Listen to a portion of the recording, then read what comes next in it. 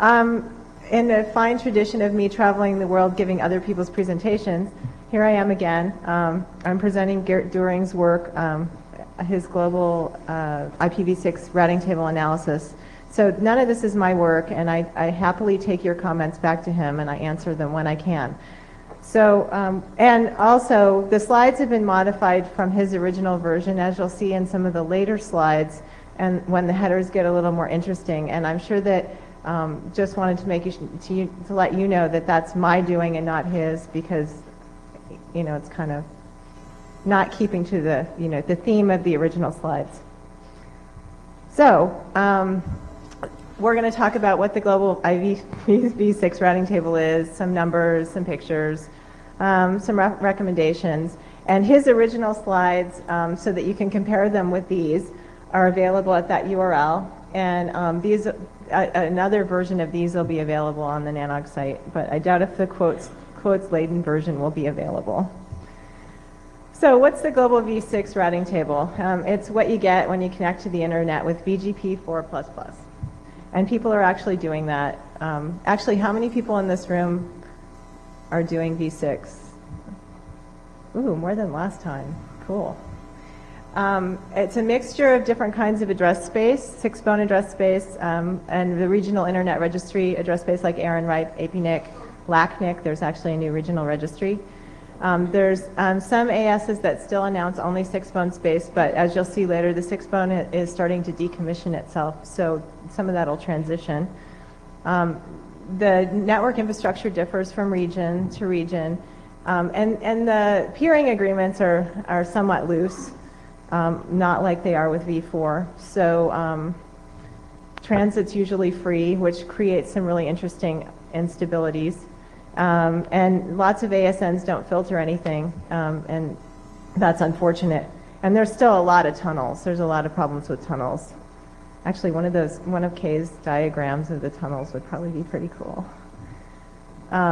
So this is a pretty big overall of the different prefix lengths. And then if you look at the first three columns, global, RIR space, and 6-bone space, those in the parentheses on the end are what those numbers were on 5/13/2003. So this is September of 2003 is what's in the main part, and then the stuff in parentheses is what it was in May. So there were 266/32s, and of those 238 are RIR space and 28 are 6-bone space, and that sort of thing. So you can browse through this. There are a lot of /48s being advertised, and some of the reason for that, I think, is because, yet again, the multi-home solution isn't here. So people are doing the best they can and advertising more specifics. And then there are a lot of pathologies that we'll talk about later. There are actually some /64s in the global routing table, which, kind of, well, like /32s. Yay. Okay. And the 624 address space, there's several companies, organizations, ISPs announcing it, and they're looking for more because it's sort of like an Anycast for 6-4, which is a translation address space. And there's a guy you can contact if you want to become a relay. And there are actually more specifics being seen, which is a big no-no. I'm not a big 6-4 person, so I can't really give you much more than that. So the total number of prefixes over the last 24 months is this. So each line on the x-axis is a month, and the number is on the y-axis. So there are these big spikes. We'll talk about some of those later. But it's increasing, and there's about, 480 total. I'll talk about that some more. And this is a breakdown of the RIR space versus the 6-bone space. So the 6-bone space is green, and the RIR space is red, and it's no surprise that the RIR space is getting bigger because they're starting to assign blocks, and in the beginning they weren't. It was just 6-bone. So the 6-bone's kind of going down a little bit, and RIR is kind of going up. No big surprise. This is the prefixes in the last 3 months, one compared to the other. So the red is the RIR space, and the green is the 6-bone space. And you can see that there's some really interesting little bleeps on here, and I'll talk about those some more in a few minutes. And this is, again, not a huge surprise. So back in, what does it look like, almost a year ago, maybe a little more than a year ago, the registries changed their policy. So your minimum allocation used to be a /35, now it's a /32. So, and there was a trade-in program, a trade-up program for the /35 holders to get /32s. So the /32s are the green and the /35s are the red. So it's no big surprise that the 32s are going up and the 35s are going down. But there are a lot of people that still haven't gone back to get their new and improved huge space because they probably don't need it. So, and the summary of all of this, there are 429 blocks assigned by the regional registries out of 2001/16. And this is the breakdown. So the main number, like 76, is how it was in September of this year, and the 63 is what it was in May. So Aaron's assigned 76, APNIC 112, RIPE is leading the race with 238, and LACNIC, the new registry, is starting to assign some. RIPE actually went back to ICANN and got a new block of address space. So they've used up their first one and they went back to get another one. And somebody actually got a /31 in September, which is a huge amount of address space. So let's see, some more information. There's some micro allocations that have been happening for root servers. Let's see what else. There's a 371 total unique prefix or AS numbers, so it's growing from last time. I don't remember exactly what it was last time, but it was quite a bit less. Let's see. And this is a breakdown of prefixes by region, but these are regions from RIPE, because Garrett gives this talk at the RIPE meetings and he's in Germany. So like the countries are up in the corner, and it's a breakdown by country, basically in Europe, France, and the Netherlands and such, if you're interested. Okay, this graph is, I learned a lot when I had to figure out what this graph meant. At the bottom, those are all the shortened version of each allocation that's given from ICANN to an RIR. Okay, so those are the /24s. And then the y-axis is the number of /29s out of that /24 that are allocated. So when you get it, when the RIR gives you a block, a /32, they actually reserve it out of a /29, and the reservations are apparently quite long-lived. So what Garrett has done, it has broken it down by that, since in essence when you get a /32, the /29 is used for all intents and purposes. So this is a breakdown of, and basically what you can take away from this is that there's a lot more that have been allocated than are in the routing table, and the newer ones it's even more so. So people are getting address space a long time in advance of when they're advertising it, unlike in v4 when you get a block and you needed it a week ago and you're frantically trying to get it in the routing table. It doesn't seem to be occurring with v6. Not really sure why. So anyway. So this is the beginning of the changes to the titles of the talk. So there's a lot of interesting things that are happening out on the network that are almost like things we've seen before, actually exactly like things we've seen before.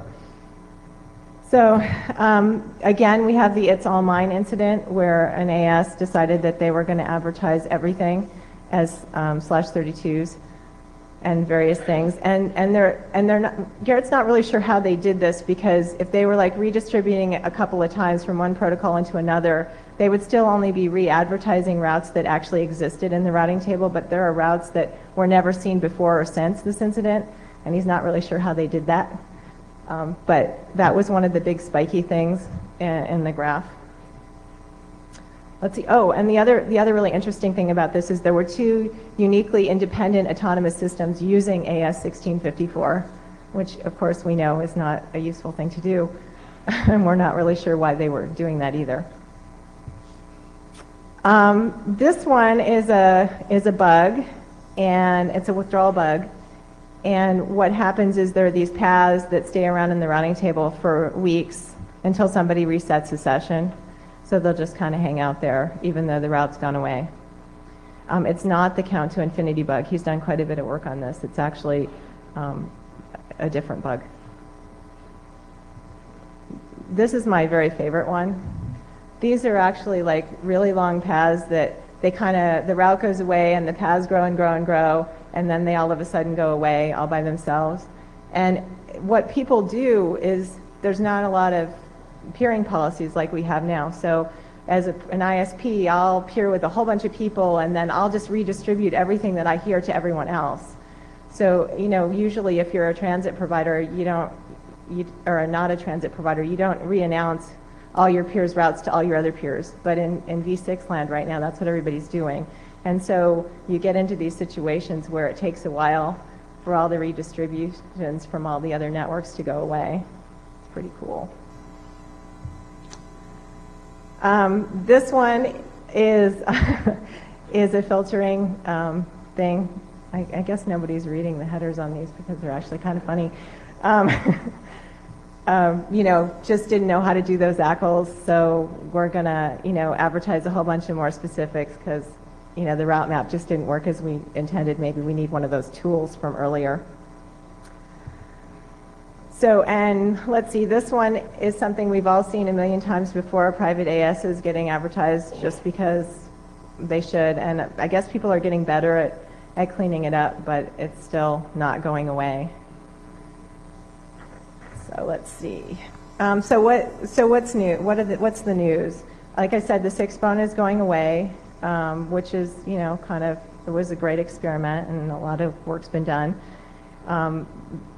Some of the bad things that were happening are starting to decrease, like the number of bogon networks and stuff is going away. Unallocated AS numbers being announced is getting less. There's commercial IPv6 backbones in Europe, and I probably think that Garrett wants to know anybody else who might be doing that, so we'll talk about that. There's still a lot of tunnels going on, and there's problems with the tunnels, like countries and organizations in Europe will get one tunnel for all of their transit, their outside traffic, but it goes to the U.S. So to get to another part of Europe, they're going through the U.S. and then back. All that kind of stuff is still lovely and happening. So you should always get more than one tunnel. Folks are actually using traceroute because it hasn't been around very long, and we need to start using it. Let's see. I like this one. IPv6 is no worse than IPv4. I'm not sure if that's a bonus. And US is starting to get more allocations.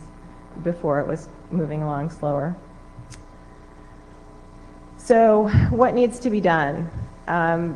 Work needs to be done on filtering recommendations, and it seems like this group probably has a lot of that information from before. There's also a group doing a IPv6 minimum peering policy, and I have a reference to that, and I'd encourage people to get involved because there's some differences, and people are trying to put that down so that so that there's recommendations. Bad tunnels need to go away. People need to stop giving transit to the world, although if you don't pay for transit, that's kind of nice.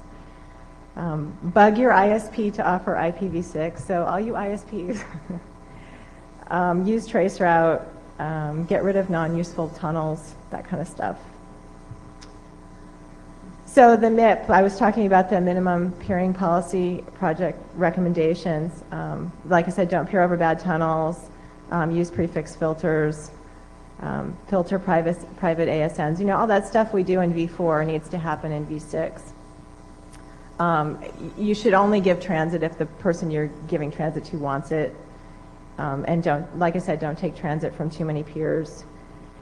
And again, avoid your single upstream over an intercontinental tunnel. It's all stuff that we've heard before in V4.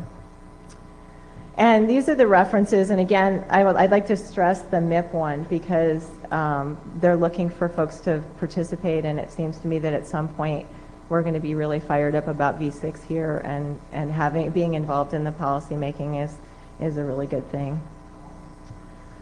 And and so that's the end of this talk, but in the fine tradition of quotes that I collect, like all these headers, I had a couple that I thought were of particular interest. So if you were reading your email, you might want to just stop and look up for a minute, because this one is my favorite. This was actually in a trouble ticket where I used to work. And I would say that if you could unreboot the switch, that would be cool. And I had a couple more. So anyway, and the first one on here was also in a trouble ticket because we need to left justify all the cards in the router. Anyway, thanks.